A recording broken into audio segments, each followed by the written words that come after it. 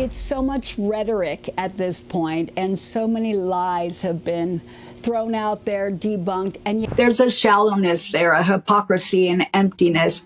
And if they were so sincere. People out there have been speculating on that Meghan Markle has lied about her age. Is she actually older? Think you know Meghan Markle's story. Her half-sister Samantha just dropped a bombshell that's got the internet going crazy. Everything about Meghan's age, her looks, and even that college degree she's talked about for years. Samantha's saying it doesn't add up. We're talking an 8-year age gap, a fortune spent on cosmetic work, and questions about whether she actually graduated. Sounds wild, right? But here's where it gets interesting. Before we dive in, hit that like button and subscribe, because what's coming next is going to make you rethink everything. Turn on notifications too. You won't want to miss where this goes. All right, let's get into it. So here's where things get real interesting. Samantha Markle didn't hold back in this interview. She straight up said, "You all still buy that Meghan's really 44? Hardly. She's 52, folks." Yeah, let that sink in for a second. This isn't a year or two difference. It's an 8-year gap between what's been presented to the world and what Samantha's claiming. Now listen, this isn't just about vanity or shaving off a couple years. According to Samantha, the numbers don't line up. She's saying that when you look at the birthdays, the internships, all those life milestones that should fit neatly into a 1981 birth year, they don't. Instead, they point to something earlier, way earlier, maybe as far back as 1973. And here's the thing, in today's world, details get analyzed constantly. People aren't just accepting what they're told anymore. They're digging through dates, pulling up old records, cross-referencing everything. Samantha's tapping into doubts that have apparently been around for years. Stuff that's been whispered about behind closed doors, but never really exploded into public view like this. So why does this matter? Well, if Meghan's actually older, it completely shifts her Hollywood journey. Think about General Hospital. That was one of her early breaks, right? If she was starting on that show in her late 20s instead of her early 20s, it's a totally different narrative. The whole struggling young actress trying to make it angle changes. Her entire career trajectory looks different with those extra years added in. But it goes deeper than just career stuff. This age thing, if it's true, isn't just numbers on paper. It's being called out as a crack in the image of authenticity that's been carefully built over the years. You're looking at someone whose journey has been positioned as inspirational, right? The actress who made it, who became this modern success example. But if the foundation doesn't hold up, if basic facts like birth year are wrong, then what else is off? Like, that's what Samantha's putting out there. If age has been adjusted, changed, whatever you want to call it, Posing the lies that she's been telling. And it would only make sense that she might lie about this. Would it be such a big deal? Then where does it stop? It's like pulling one thread and watching things start to come apart. What seemed inspiring before suddenly gets questioned in a whole new way. And get this, people close to the situation are saying that answers might be sitting in old files somewhere.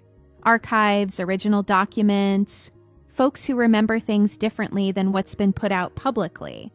Records that haven't been touched, that could paint a different picture than the official version everyone's heard. Samantha isn't treating this like some family argument or petty drama. She's presenting it as a real problem with the dates, with the biography that's been shared with the public. She's saying these questions aren't new either. They've been floating around for years among people who knew her back then. It's just that now they're finally out in the open where everyone can see them, talk about them, examine them. The official birth year is listed as 1981, which would make Meghan 44 right now. But Samantha's claiming 52. That's not a small discrepancy you can brush off as a typo or a mix-up. That's nearly a decade of difference, and when you apply that gap to major life moments, college, career moves, relationships, everything, the whole picture shifts. So we're left with this question. Is the age we've all accepted actually accurate, Or has there been some serious adjusting happening? Samantha's making it crystal clear she thinks it's the latter. And according to her, this is just the beginning of what needs explaining. Let's dig into why Samantha's claims have some meat to them. There's this Argentina situation that keeps getting brought up, and it gets interesting when you break it down. Meghan's mentioned doing an internship at the U.S. Embassy in Buenos Aires and celebrating her 21st birthday while she was there. Sounds straightforward enough, right? But here's where things get weird. Using the official 1981 date that places her in Argentina around 2002. She would have been wrapping up her junior year at Northwestern, taking on this embassy gig for about 6 weeks. Typical college student experience. But people who remember that time, they're sharing a different picture. The stories from back then describe someone who was already handling grown-up responsibilities with a sophistication that stood out. Not your average 21-year-old college kid on an internship abroad. More like someone who'd already been through some life experience. That's what catches people's attention when they look back at this period. Samantha's saying the dates point to an earlier start. We're talking 1973 instead of 1981. And apparently, this matches up with family stories that have been circulating. I have a right to speak the truth and set the record straight. School records, people have examined online old documents, that kind of thing. It's not just Samantha throwing this out randomly. There's supposedly history behind all this. What's notable, alternative dates have shown up in various records over time, archival materials that people have uncovered, documents from way back, nothing that's been officially addressed or cleared up, just these different dates appearing here and there.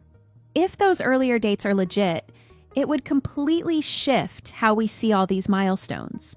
Think about what that does to the whole rising star narrative.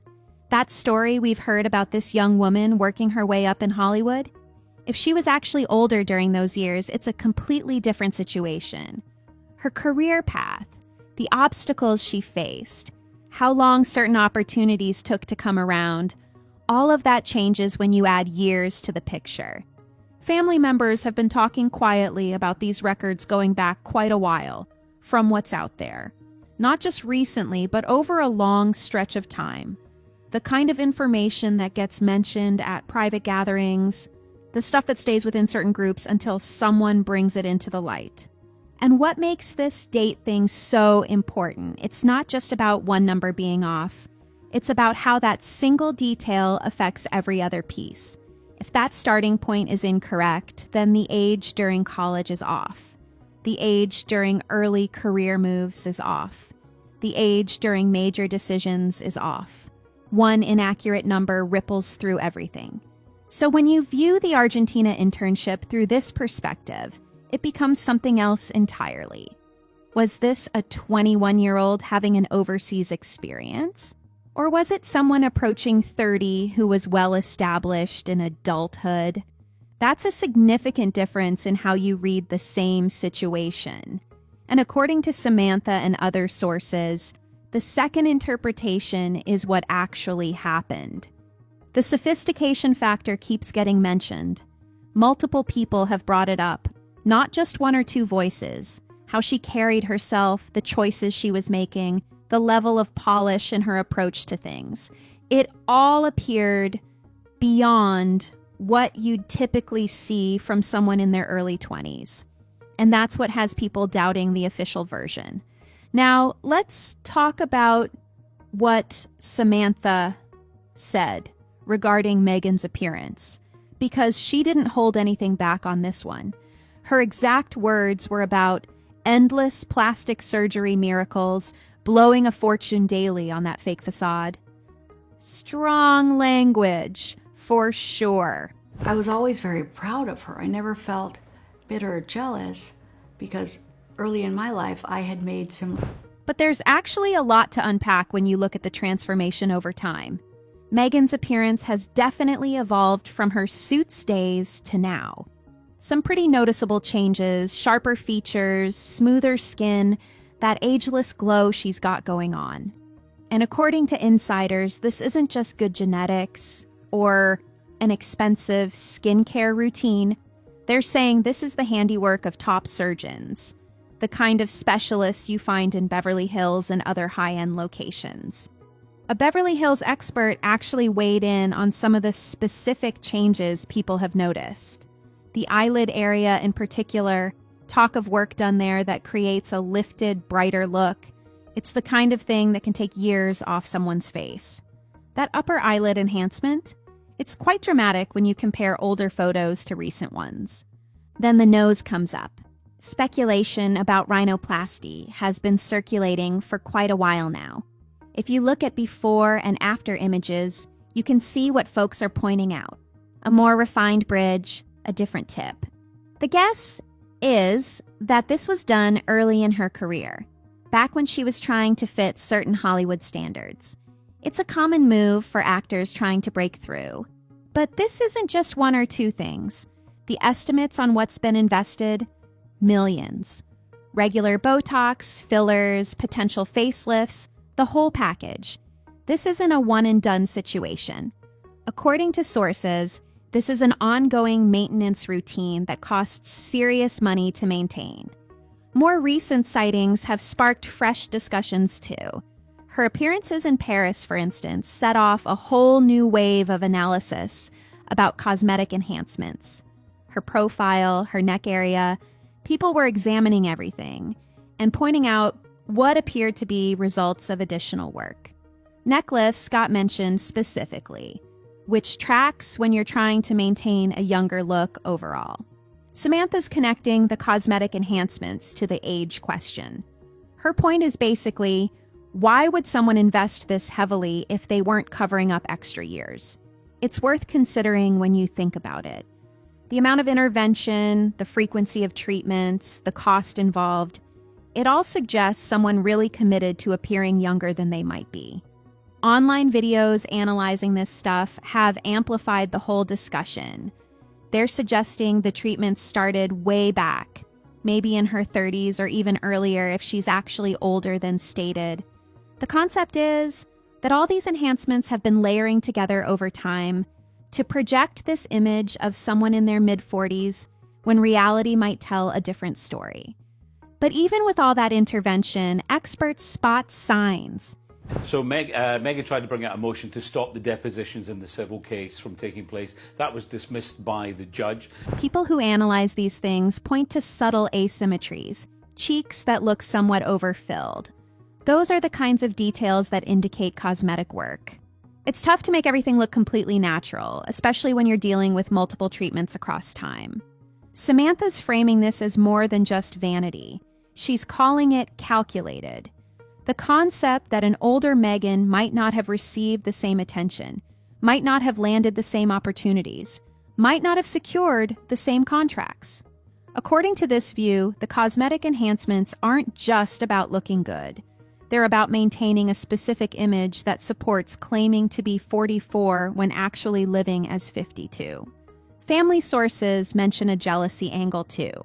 Whispers that Samantha, who's going through the natural aging process, might resent these transformations that are funded by fame and money. That's one take on where some of this criticism is coming from. But regardless of what's driving Samantha's statements, the quiet from Meghan's side just fuels more speculation. In today's world where everything gets filtered and perfected, these kinds of transformations spark questions. Is beauty being purchased at the cost of being genuine? That's what folks are wondering. All right, now we're getting into the college situation, and this is where things get really tangled. Samantha didn't just stop at age and appearance. She went straight for Meghan's education too. Her claim? That Meghan never actually finished her degree. That's a massive statement to make, especially when Meghan's whole brand is built partly on being this educated, intellectual person. So let's break down what we know. Meghan's story has always been that she completed her studies at Northwestern University in 2003 with a bachelor's in communications. But she's also mentioned having a double major. theater and international studies on top of that communications focus. That's the narrative that's been shared for years, the one that shows up in profiles and interviews. The path starts getting messy when you map it out. Her high school graduation from Immaculate Heart was in 1999. That sets up her freshman year at Northwestern, starting in fall 1999, going through winter 2000. She would have been 18 if we're going with that 1981 birth date. Year 2 follows the same pattern, fall 2000 to winter 2001, age 19. By year 3, fall 2001 to winter 2002, she's 20, getting involved in campus life, including that Kappa Kappa Gamma sorority. But then the Buenos Aires experience comes into play. Remember that embassy gig we discussed earlier? Shape social perception in your favor while also disparaging and lying about others. 6 weeks right after the winter 2002 term, including her August birthday celebration abroad.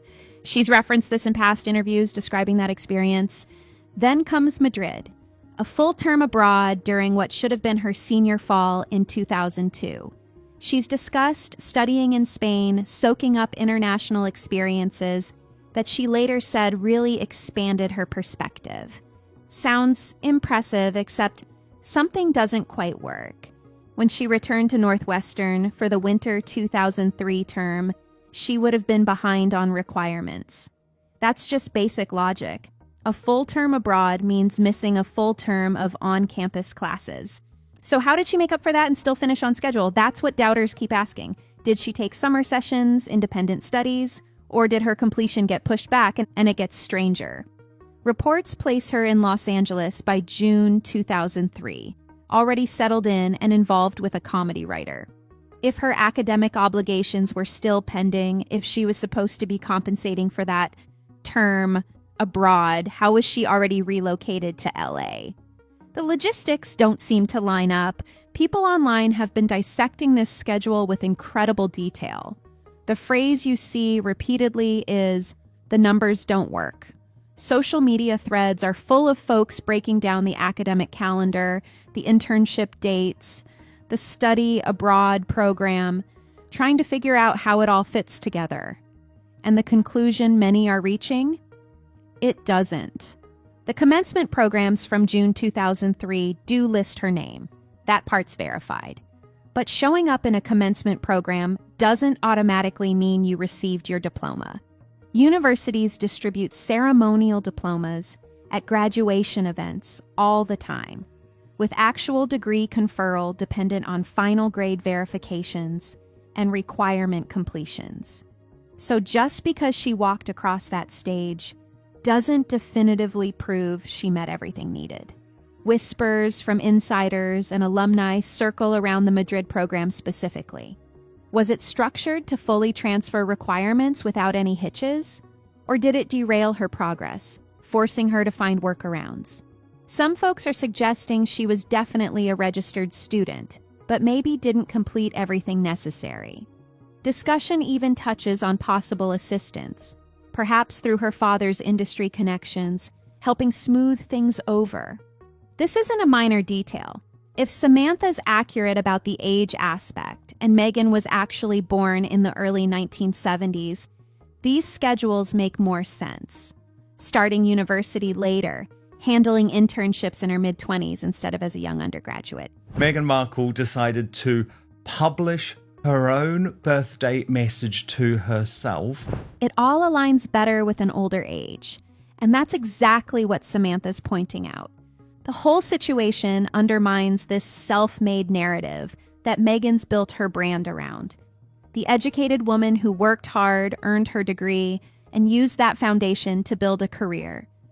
If the education component doesn't hold up, what does that do to everything else? Beyond just the scheduling issues, the actual degree itself is being questioned. And this gets even more specific. Meghan's been saying for years that she has a double concentration from Northwestern, theater and international relations alongside her communications focus. That's what she's shared in interviews, on profiles, everywhere. It sounds impressive, A communications degree plus 2 other fields, that's substantial coursework. But when people examined the commencement programs from June 2003, they found something different. Her name shows up, sure, but it's listed under communications only. Just that single field.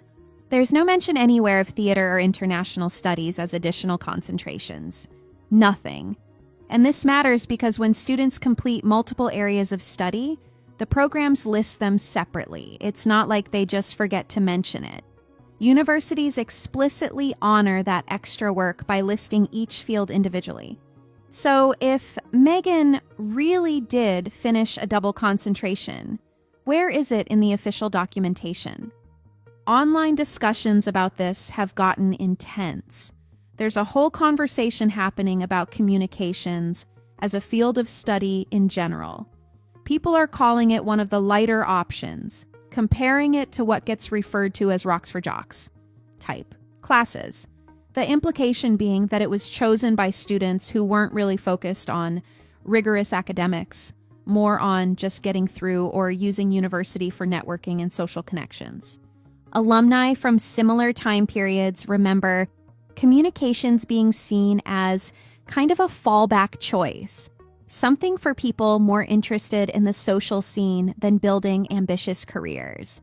And that doesn't exactly match up with the image of Meghan as a driven intellectual and worldwide advocate that we see presented now.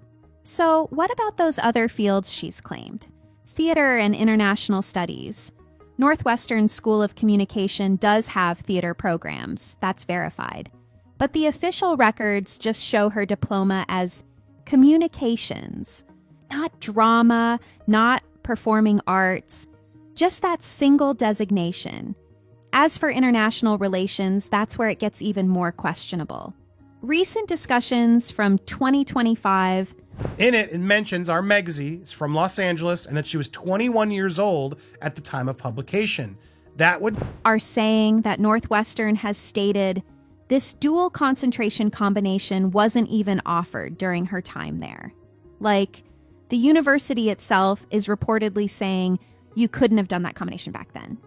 That adds a whole new dimension to this situation, especially when you consider what's been circulating on social media and YouTube channels.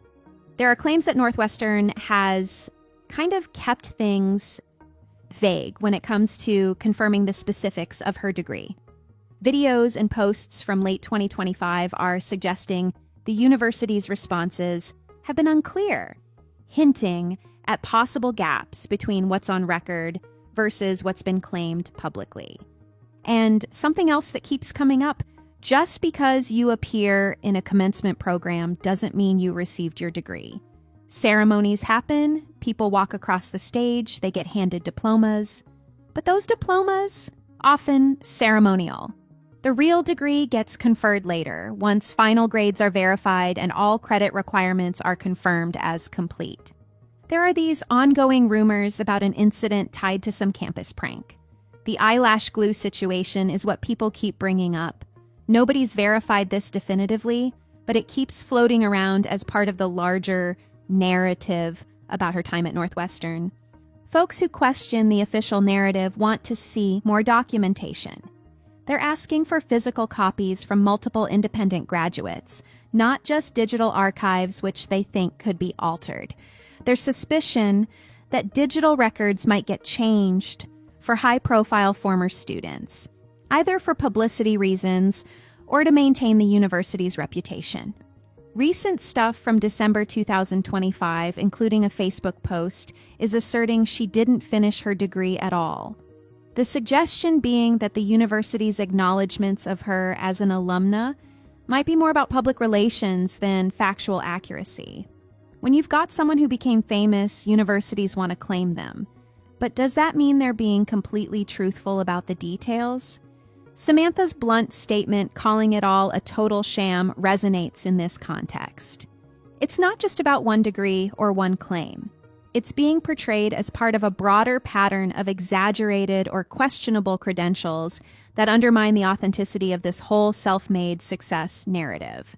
Now let's talk about what folks who are on campus remember. because it's one thing to debate transcripts and schedules, but it's another thing entirely to hear from classmates who were at Northwestern with Meghan during those years, and the memories that have surfaced. They paint a pretty specific picture. One incident in particular keeps getting brought up. I'm going to turn my 44th birthday into the launch pad for my failed wine product. Apparently, Meghan approached a group she didn't know on campus and launched into this tirade about a girl who was drinking a Diet Coke. She started criticizing the girl for having what she considered unnatural chemicals and caffeine. Just went off, saying it was unhealthy, wrong on multiple levels. The girl was maybe 18 or 19, just sitting there with her drink, and suddenly she's getting this whole lecture. Folks who recall this say the whole thing had a pretentious delivery that came across as really judgmental. That mean girl vibe, it fit with her California roots, where that kind of health-focused criticism was common among certain groups who looked down on anything processed. But the sense people got was that it seemed like an attempt to come across as superior to peers she maybe envied for being naturally cool. But it goes beyond just one odd incident. Former classmates consistently describe her as weird, using sarcasm and a superior attitude to mask what seemed like insecurities. She often came across as trying really hard to seem cooler or more enlightened than those around her. What's striking is that no really standout positive memories come from this period. Nobody's sharing stories of her being particularly kind, talented, or memorable in a good way. Instead, she seemed to just blend in, leaving behind these faint impressions of entitlement and drama.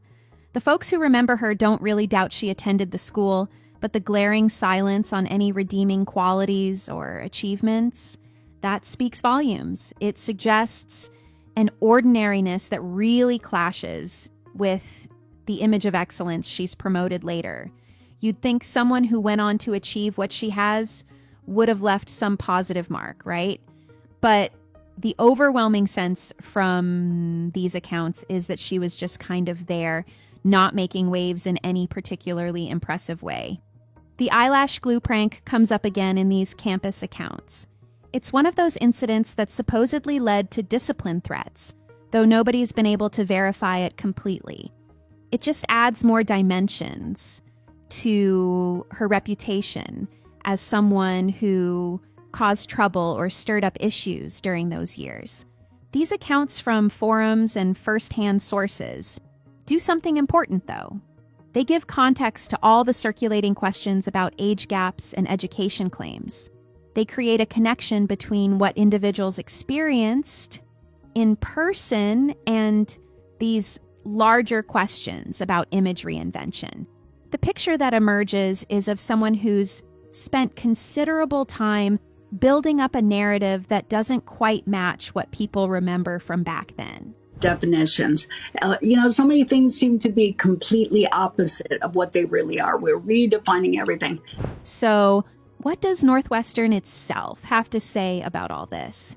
The university does publicly confirm that Meghan graduated. Basic confirmation is on record.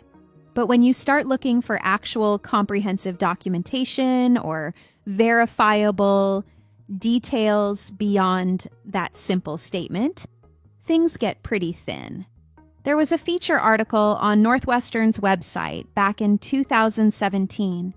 They praised her as a distinguished alumna, highlighting her achievements and everything she'd accomplished since leaving campus. Sounds great, right? But critics are pointing to this as possible favoritism. The suggestion being that the university might be overlooking gaps in her academic record to celebrate having such a high-profile former student. And what's notable, several Northwestern professors attended a major event in her life. They were spotted in the crowds showing their support.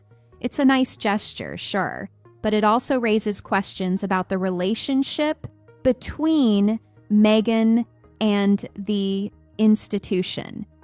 Are they protecting her narrative because of who she became? What's missing, though? No official transcripts have ever surfaced publicly. No detailed academic records that would back up all these assertions about multiple areas of study and overseas programs and how everything fit together. That absence is significant. When you've got someone whose entire educational background is being questioned, you'd think some documentation would appear to settle things. But it hasn't. Folks who are critical of the official narrative contend that prestigious universities sometimes adjust credentials or make exceptions for certain individuals. Influential donors, celebrities, famous former students. There's this argument that institutions prioritize their own reputation over strict adherence to academic standards. If someone didn't complete final requirements or didn't finish necessary coursework, would they still get recognized if they went on to become well-known? The question being raised is this: Meghan's name appears in commencement listings. Confirmed. But if she hadn't fulfilled all the requirements, if there were gaps in her academic completion, would Northwestern acknowledge that now? Or would they maintain the narrative because it benefits them to claim such a prominent person as an alumna? Samantha's statements have reignited demands for independent verification. Folks are calling for sealed archives to be opened, for third-party reviews to confirm what's on record versus what's been stated. But the institution keeps things vague. The lack of detailed response just deepens the mystery. Sister, she confirms the year of Meghan's birth is 1981, not 1976. And what's interesting is this pattern of institutional quietness.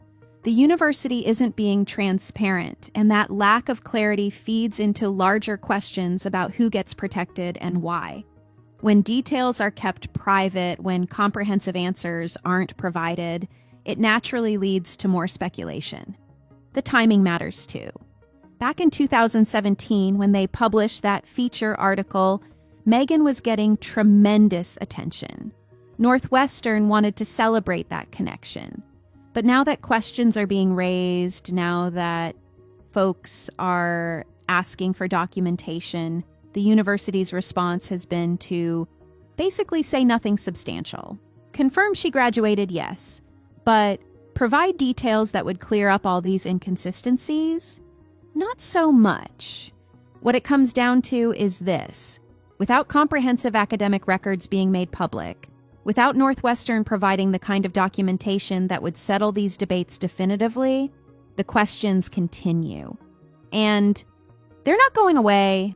Folks want answers about whether the double concentration existed, how the overseas credits transferred, how someone could finish on time with all these scheduling conflicts. The university's position seems to be that they've said what they're going to say. But in an age where transparency matters, where individuals expect institutions to back up their statements with documentation, that stance doesn't satisfy anyone. It leaves room for doubt, for speculation, for ongoing discussions about what really occurred during those Northwestern years. So, where does all this leave us? If what Samantha's saying holds any weight, perceptions could shift dramatically. The carefully constructed public presence that's been built over years now faces fresh scrutiny. Think about what's being claimed here: an 8-year age gap that would reposition her entire life path, millions spent on cosmetic procedures to maintain a younger appearance, and doubts about whether she actually earned the degree she's discussed for years. Each one of these alone would be significant. But all three together, they create a broader picture. And what stands out? The total quiet from Meghan's side. Not a word addressing any of this. Not a clarification, not a denial, not even an acknowledgement that folks are talking about it. In the age of social media, where celebrities respond to everything, where PR teams jump on controversies immediately, that lack of response is striking. The distance between the polished persona we've seen in these circulating accounts just keeps growing. Every public appearance, every interview, You need to start with the bigger priority first, and that is apologizing and making things right again from her. carefully curated post, They all get viewed through a different lens when you factor in what Samantha is putting out there. Is what we're seeing genuine, or is it something that's been built and maintained through considerable effort and expense? This goes beyond one family disagreement. It's about how public figures shape their life biographies, how we consume those biographies, and what happens when the foundation starts showing cracks. The age, the appearance, the education, these aren't minor details. They're core pieces of someone's background. What Samantha's doing is prompting a relook at everything. If the birth year is incorrect, the career path changes. If the cosmetic work is as extensive as described, the natural beauty angle doesn't hold. If the degree situation is questionable, the intellectual achiever persona gets doubted. It's interconnected. Whether more information surfaces or not, the doubts aren't fading. Folks are digging, analyzing, comparing notes, looking for clarity. And here's what makes this compelling. It's not just about one person specifically. It's about celebrity culture in general, about how much of what we see is real versus constructed, about the lengths someone might go to maintain a certain projection. The success tale, the actress who made it, the modern achievement angle, the inspirational path. It all faces examination now. And until there's some kind of response, some kind of documentation that addresses what Samantha's stating, those doubts are going to keep making rounds, keep growing, keep making folks wonder about accuracy. What we're left with is a portrait of someone whose public presence might not match up with reality. The polished photos, the curated content, the success account, they might all rest on a foundation that doesn't hold up under close examination. And that distance between what's projected and what might be true, Samantha's highlighting it. She's saying it deserves attention. So, what do you think about all this? Does Samantha have a point, or is this just family drama getting blown out of proportion? Drop your thoughts in the comments. I want to hear what you're thinking, and if you made it all the way through, hit that like button and subscribe so you don't miss what comes next. Catch you in the next one.